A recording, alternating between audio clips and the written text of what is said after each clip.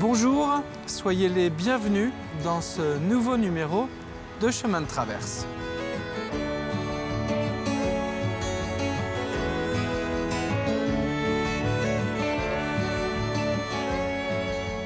Cette semaine, je vous emmène à Saint-Gilles-Croix-de-Vie afin de vous raconter l'incroyable histoire de Narcisse Pelletier. L'histoire de Narcisse Pelletier, c'est l'histoire d'un jeune mousse qui fut rescapé d'un naufrage pour ensuite être adopté pendant 17 ans par une tribu aborigène avant de revenir ici, chez lui, à Saint-Gilles-Croix-de-Vie. He's a hunter and a good man. Be brave when he brings you nothing home. Bonjour Xavier. Bonjour Grégoire.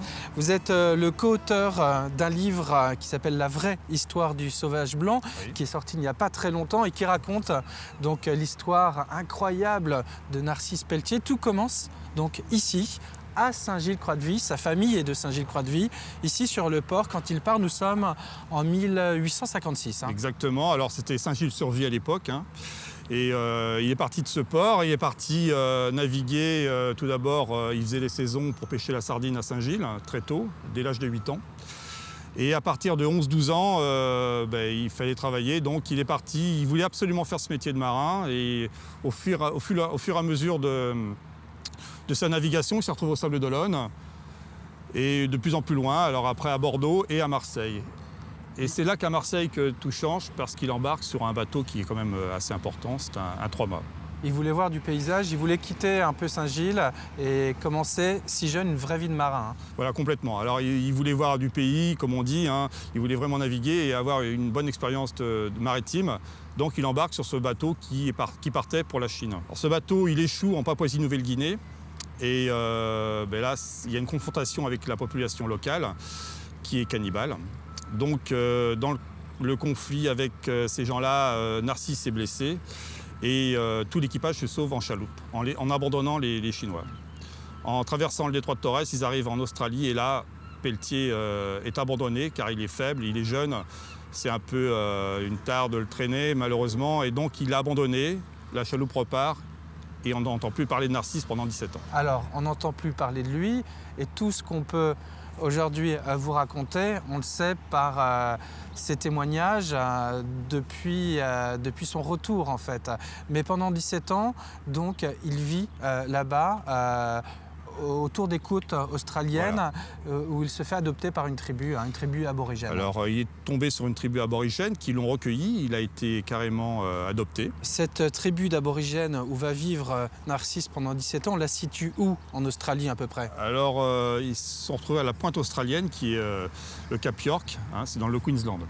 Il s'est intégré dans ce groupe apparemment. Alors on a très peu de témoignages de ce côté-là, mais tout ce qu'on a pu en déduire, c'est qu'il a quand même vécu des moments très difficiles parce qu'on passe quand même, on retourne quasiment à l'état sauvage, il dormait par terre, il chassait des animaux qui n'existaient pas en France. Toutes ces choses-là, crocodiles, toutes ces bêtes qu'il ne connaissait pas, évidemment, a dû changer complètement sa vie. Pour se nourrir, il fallait chasser et ce n'était pas du tout son mode de vie. Il essaye quand même de prévenir sa famille qui est ici à Saint-Gilles-Croix-de-Vie, qu'il est encore vivant. Il écrit des lettres à ses parents. Alors, il a écrit des lettres qu'on retrouve dans le livre. Complètement. Il a été reçu par le consul en Australie. Quand ils ont vu le courrier de Narcisse, ils pensaient que c'était une supercherie, évidemment. Et il a vécu 17 ans dans cette tribu avant d'être recueilli par un bateau anglais qui faisait de l'eau. Le bateau qui a fait de l'eau, ayant vu cet Européen parmi ces tribus aborigènes, l'a attiré à bord avec... Voulant lui montrer ou lui offrir des choses. Voilà, et il n'a même pas eu le temps de dire au revoir à ses parents adoptifs, à ses amis, à sa famille, disons, aborigène. Et il a été carrément arraché à cette population et kidnappé. À l'époque, on s'était dit que c'était pas normal qu'un blanc vive avec des aborigènes. Voilà. Alors, c'était un bateau anglais ou... C'était un bateau anglais, c'était le John Bell. On récupère cet Européen pour le ramener chez lui complètement, sans lui demander son avis. Sans lui demander son avis, sans savoir qui était quoi, pourquoi il était là. C'était vraiment de l'arracher à sa famille. Alors Xavier, ce que je vous propose maintenant, c'est qu'on poursuive l'histoire de Narcisse Pelletier et qu'on rentre davantage d'ailleurs dans le livre avec Thomas Duranteau qui a écrit ce livre avec vous. Mais je vous invite à quitter Saint-Gilles-Croix-de-Vie pour aller à Angles. On va rencontrer un passionné de modélisme. Il fait des bateaux et puis aussi des avions. Il s'appelle Jean-Jacques Baudin. C'est un sujet signé Cyril Guillet.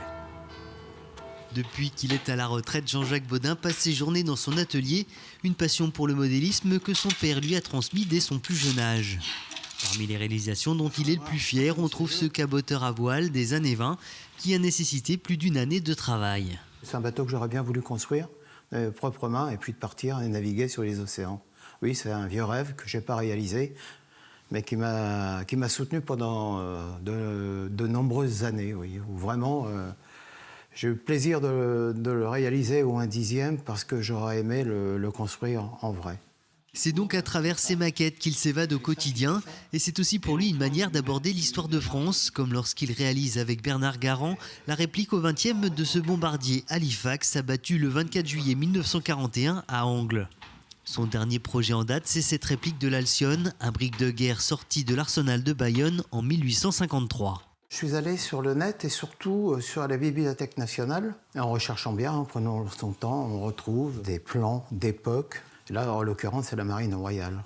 Toutes les pièces qui constituent ce navire sont façonnées à la main, des canons aux chevilles qui maintiennent les sections de bois entre elles. Toutes sont réalisées sur mesure et à l'échelle. Un défi titanesque qui se compte en années de travail.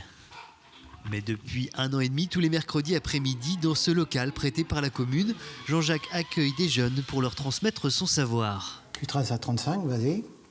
Ce qui me plaît, c'est le fait, effectivement, de transmettre aux jeunes le goût du travail manuel, le côté un petit peu intellectuel, entre guillemets, parce qu'il faut les plans, il faut interpréter les plans, il faut prendre les outils adéquats, il faut le construire. Tout un savoir-faire qui me semble, qui semble disparaître avec les jeunes générations. Depuis le mois de septembre, ils sont 5 à suivre les ateliers proposés par Jean-Jacques. La construction de ce caudron C635 avance bien et il vaut mieux, car Jordan, 8 ans et demi, a un objectif très précis. Parce qu'après, on aura un avion dans notre chambre. Loin des écrans et des nouvelles technologies, Jean-Jacques transmet à ses jeunes des gestes simples et un savoir-faire qui pourrait, sait-on jamais, faire naître des vocations. Nous voici de retour à Saint-Gilles-Croix-de-Vie pour vous raconter l'étonnante histoire de Narcisse Pelletier, ce jeune mousse qui a chaviré donc au large de la Papouasie-Nouvelle-Guinée et qui a eu cette histoire incroyable. Hein, Thomas Duranteau, vous êtes avec Xavier Porteau, le co-auteur de ce livre, La vraie histoire du sauvage blanc, un livre richement documenté qui reprend un texte original qui est celui de Constant Merlan, qui est cette personne qui, à l'époque, a recueilli l'essentiel du témoignage de Narcisse Pelletier quand il fut de retour chez lui, 17 ans après sa vie avec les aborigènes. Comment il se réintègre à la vie, à sa vie d'antan. Son retour est compliqué parce que, eh bien, pour les personnes qui le retrouvent, il y a certes la joie de le retrouver, il y a un peu d'effervescence médiatique aussi, parce que quand même son histoire est tellement romanesque qu'il y a beaucoup d'articles qui sont écrits dessus. Et en même temps, il arrive, il y a toute une fête qui est organisée pour le retour de Narcisse, et puis tout ça retombe finalement très rapidement. Et il va se retrouver avec une vie aussi un peu ordinaire après tout son périple qu'il a pu avoir. Et donc Constant Merlan lui propose assez rapidement d'écrire son histoire, avec pour but aussi un peu de lui apporter quelques fonds financiers en se disant le livre va se vendre et ça lui permettra de lui permettre de gagner un petit peu d'argent. Ce livre ressemble aussi à un carnet de voyage. Hein. Oui, tout à fait. Il y avait cette volonté de rendre ce parcours qui est romanesque, de le rendre vivant, hein, c'est-à-dire d'avoir une approche historique par le fait qu'effectivement on croise des documents, tous les documents historiques qu'on peut avoir sur ce thème, mais aussi d'y apporter une sensibilité. Et donc moi, j'ai eu à cœur d'avoir à ajouter aussi des dessins, des peintures sur ce parcours-là pour donner peut-être encore plus chair à cette histoire. D'avoir à mêler des supports différents, des fonds de cartes marines, des éléments. C'est vous qui réalisez ces dessins? Voilà, tous les dessins sont de moi. Bon, par exemple, des objets très parlants. Des objets, un travail sur bois flotté. Il y avait l'idée de se dire, Narcisse Pelletier, d'une certaine manière, c'est un bois flotté, quoi. Il termine sa vie en étant quand même assez isolé. Il va être gardien de phare. Gardien de phare à Saint-Nazaire, à Saint-Nazaire, pendant, alors certainement pas forcément très longtemps, on suppose autour d'1 an. Et puis ensuite, il travaille au port de Saint-Nazaire. Mais il côtoie peu de personnes. Les gens ont quelle image de lui? Ils ont aussi l'image on l'appelle le sauvage ou pas? C'est un peu la réputation. réputation. À son tour, c'est l'image qui va être associée à ce personnage. On sait que le groupe aborigène parmi lesquels il a vécu ne sont pas cannibales et que lui-même n'a pas été dans ça. Mais quand il revient, le fait de revenir avec les scarifications, et tous les signes aussi, même s'il ne porte plus le coquillage dans le nez et le bois à l'oreille, mais quand même, c'est-à-dire que du coup, il paraît l'étranger dans ce que ça de ce que ça renferme de peur aussi pour les populations. Et donc, on va l'appeler le sauvage, le cannibale, et il va avoir du mal finalement à sortir cette image. Et moi, ce qui nous intéressait dans ce parcours, c'est que, véritablement, on touche des questions sur le regard de l'autre, en fait. Et là, on a le parcours de quelqu'un qui a croisé comme ça 2 cultures, qui s'est retrouvé à devoir s'intégrer dans des domaines différents, à être parfois un peu le blanc chez les aborigènes, même si son intégration s'est finalement plutôt bien faite, et à revenir à devenir l'aborigène, à devenir le sauvage, à devenir l'autre, dans sa propre culture d'origine. Et là, on a vraiment, je crois, un message aussi du respect de ces cultures à travers ce parcours-là, malgré toutes les difficultés qui ont pu être présentes pour Narcisse Pelletier à travers ce parcours.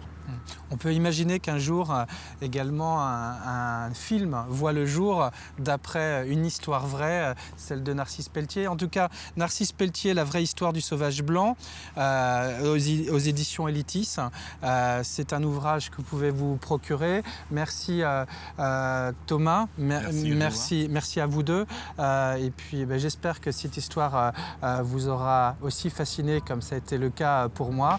Et vous pourrez en savoir évidemment plus en lisant cet ouvrage. À bientôt pour un nouveau chemin de traverse. Merci.